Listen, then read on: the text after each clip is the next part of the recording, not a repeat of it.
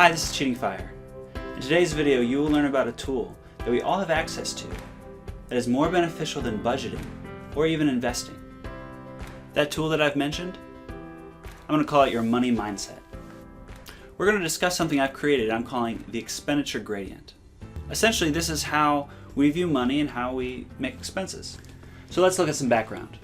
I've done a quick and dirty Google search, and some results that I've seen there is that the average household in the US, or median household, makes roughly 60 grand a year for income.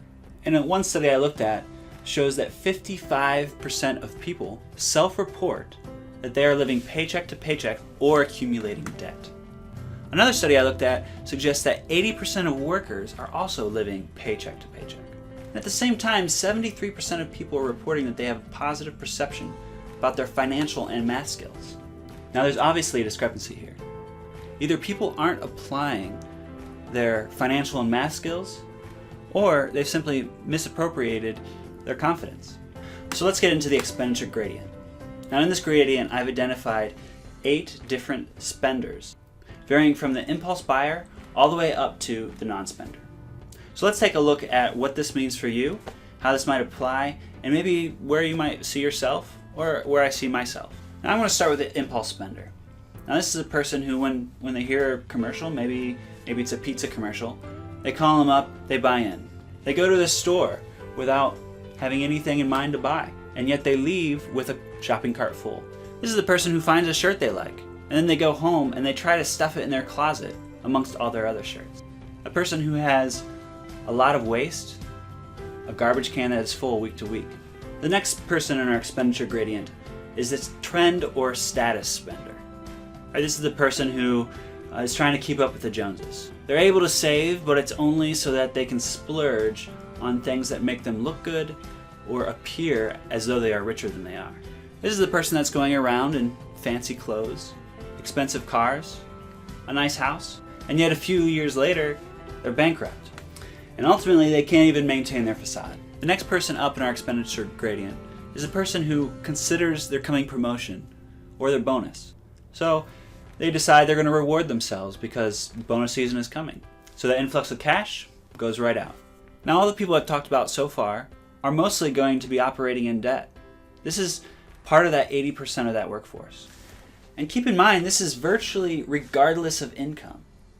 This isn't the median household of 60 grand a year, which is much greater than our 25 grand a year goal of expenses. Next we have what I call the coupon spender. Now this might be someone who operates in debt, or maybe they operate from paycheck to paycheck. They're basically the person who's looking for deals and buying in on them based on those deals that they receive. Now I'm listing this as a negative because oftentimes these are people who are making expenses that they wouldn't necessarily have made just because it's on sale. Sure, they're saving money, but when push comes to shove, they're actually spending money. Next up we have the income spender. Now this is somebody who they make expenses based on their income that they have currently. So when they go out to buy, say, a cup of coffee, they're considering, okay, well I make, say, 30 bucks an hour, and this coffee costs 10 bucks. No big deal. The problem here is this doesn't take in consideration how much they're able to save. And often when this person gets a raise, their standard of living rises and their expenses rises along with their income. So again, they're stuck living paycheck to paycheck despite what they make. So next we have the savings spender. Now this is a person who considers how much they've been able to save. They've got $1,000 in their bank account.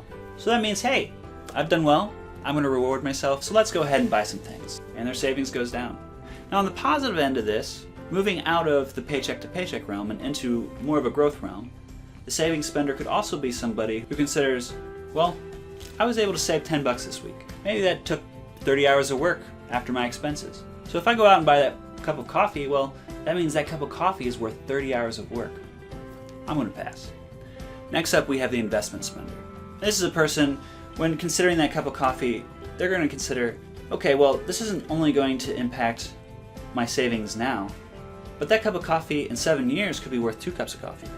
Or in 14, maybe 4. Essentially, they're looking at expenses from the viewpoint of what it's going to cost long term, not just in the here and now. This is kind of like a view of opportunity cost, or savings potential, investment potential. Here we're getting into the realm of growing net worth. a step beyond just saving. And lastly, in our expenditure gradient, we have the non-spender. This is the guy who has a decent income or an income, and yet they're living in a van. They've stepped beyond frugality, and now they're cheap. Beyond stewardship, now they're stingy. Now in this gradient that we've discussed, you can see that it's clearly not good to be on the impulse buying side of things, not to be at the wills of marketing. And yet, it's not even that great to be on the very upper end. You don't necessarily want to be the non-spender. So where should you fall? Well, perhaps you want to fall somewhere in between the saving spender and the investment spender. This means you're quantifying your expenses in terms of your saving power.